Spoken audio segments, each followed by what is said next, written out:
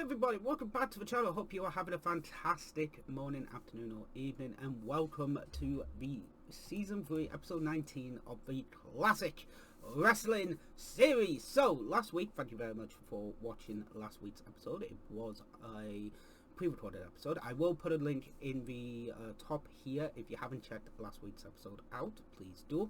But we are back, and well, I said 2 weeks ago that we were check out for Summerslam leading in from International Instant, if I recall.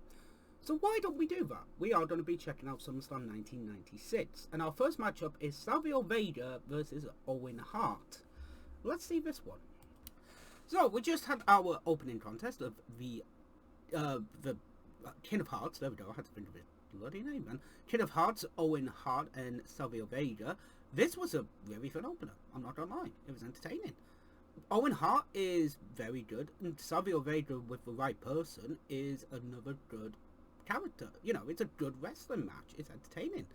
It's a fun match. Owen Hart gets the win after hitting Savio Vega with the cast and then putting the sharpshooter on.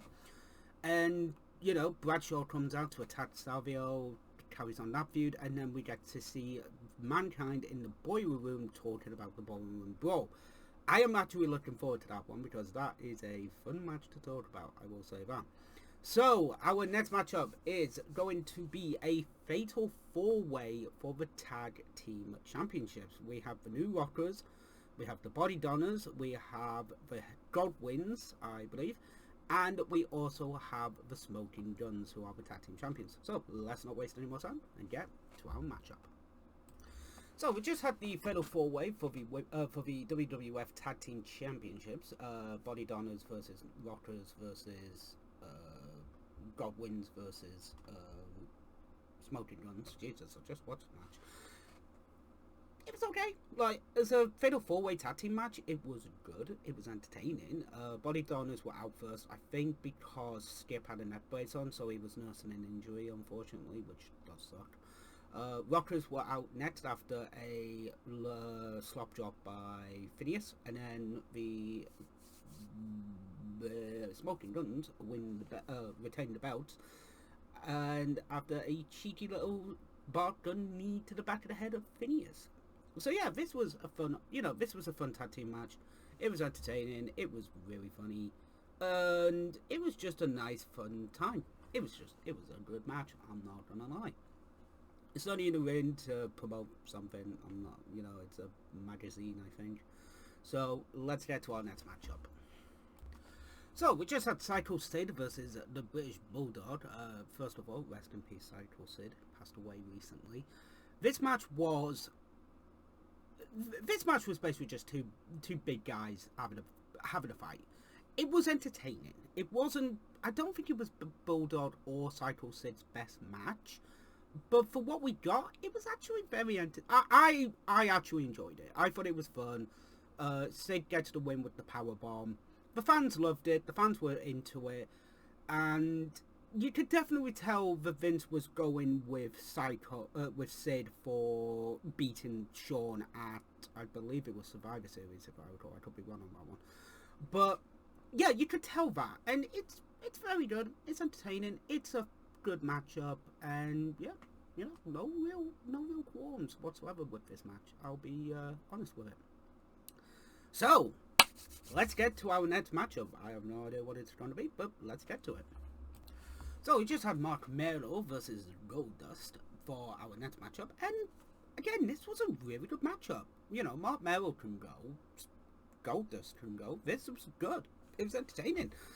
Mankind comes out to basically get involved with Sable at the time because Mankind had a weird thing for her again at this time. So yeah, this was very, very entertaining. It was a fun matchup. Goldust gets a win with the curtain call and tries to basically kiss Sable. Doesn't happen. Mark Merrill gets back up and knocks him out basically.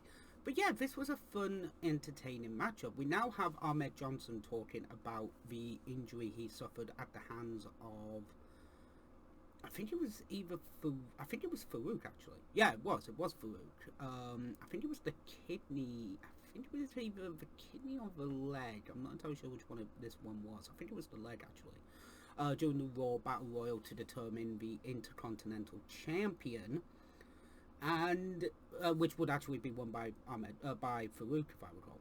So yeah, this was a weirdly entertaining matchup. It was weirdly good.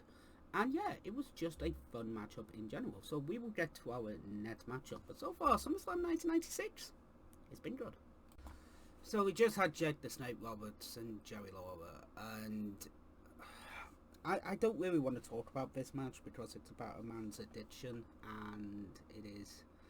I'm not gonna lie, it's fucking disgusting from Jerry the King Lawler using the Jim Beam bottles and a giant bottle of champagne to basically try to get Jake to crack and drink. It's really fucking bad. It's a storyline, I get that, but still, it's like this is legitimately a proper man's addiction, and you know he does pour the Jim Beam into his mouth. This story would actually make I believe this story would actually make Jake relapse and cause the issue, cause the carrying on issues. Thank God for DDP. Thank God for DDP's yoga to get him back to getting back to being sober and clean and being back in the WWE and into the Hall of Fame. Well done.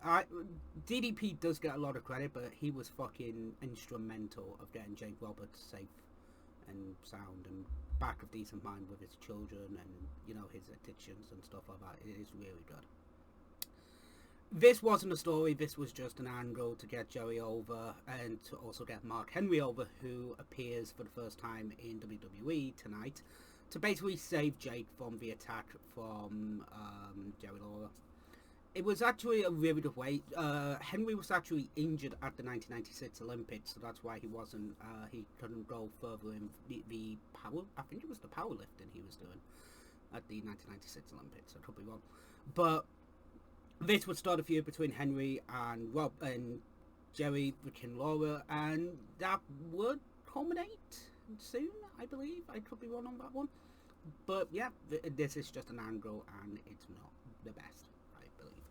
So, our next matchup is the Boiler Room Brawl, or the Boiler Room match between Undertaker, and Mankind. So, let's get to it. Oh, and Bob Backlund's in the arena for some reason. So, in our semi-main event, we had The Undertaker versus Mankind in the Boiler Room Brawl, the first of its kind in WWE, /F at this time.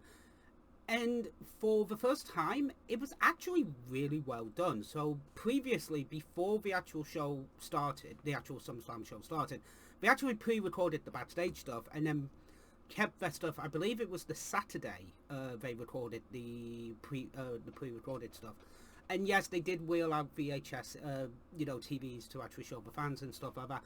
But they actually gelled it very well, like from the backstage, pretending that it was live to the new to the stuff in the ring, was actually very intriguing and actually well done by WWE. I'll give them that. I'll give them kudos for that one. Again, for the first time, for the first one, it was entertaining, it was well done. There would be better Boiler Room Brawl matches, but for the first time, it was a very interesting aspect of the match. The ladder spot with Mankind at the top going through the boxes, that was cool. The turn of Paul Bearer actually did shock the fans. I did see a lot of shocked faces when that happened, and yeah, Mankind wins and gets the urn for the first time because Undertaker turns around and does not give it to the Undertaker.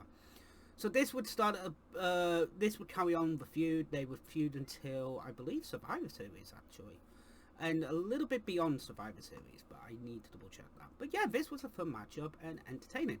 And finally, we have got Vader, the man called Vader, taking on the WWF champion, Shawn Michaels. Let's get to this one. So we just had our main event of the night. It is Shawn Michaels taking on Vader. This was a pretty interesting matchup. It was actually really cool. It was David versus Goliath. It was fun. I think the spot where Michaels jumps off the top rope, stands and goes, "Fucking move," is removed from the network. I didn't actually see that moment. on the network. I really didn't. So I think it's been removed, possibly. I'm not entirely sure. I didn't see it. But yeah, this was fun. This was entertaining. Fan at the beginning of the before the match bell rings, jumps the guardrail, gives Michaels a kiss. I thought that was really fucking funny, to be honest. But yeah, this is, again, Michaels is good. Vader's good. This was a good matchup. Bar that one little hiccup, it was good. You know, Jim Cornette comes out to basically try and get the match restarted. It does a little bit, but then Michaels wins.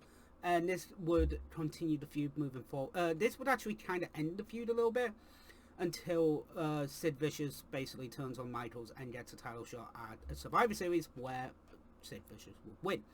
So, SummerSlam 1996. What did I think of the show? It was a fun show. It was entertaining. It was well put together. The Boiler Room Brawl match was a good idea. It was a really interesting concept. The WWF title match was a fun, was a good matchup as well. And yeah, in general speaking, it was good. So, the final, the next episode of the CWS, I actually have it written down because I've been a good boy and actually worked something out. And we are actually going to now finish off a big part of why I started this series. The reason why I started this series is because I wanted to watch through the original In Your Houses because I have not seen them. We are actually going to finish off the In Your House series as of next week because we are going to be watching my Ground Zero as the final In Your House. And after starting this all these years ago, I can't believe we're about to finish the In Your House series. It's awesome. I can't wait. So, that is next week's episode. I hope you have a fantastic week in the meantime. If you haven't already, go and check out the Twitch channel at twitch.tv/TCOTN if you are into playing video games and having a laugh and just watching me get scared by my chat. It is absolutely fun. So, with that being said, I will see you next week for Ground Zero in the CWS.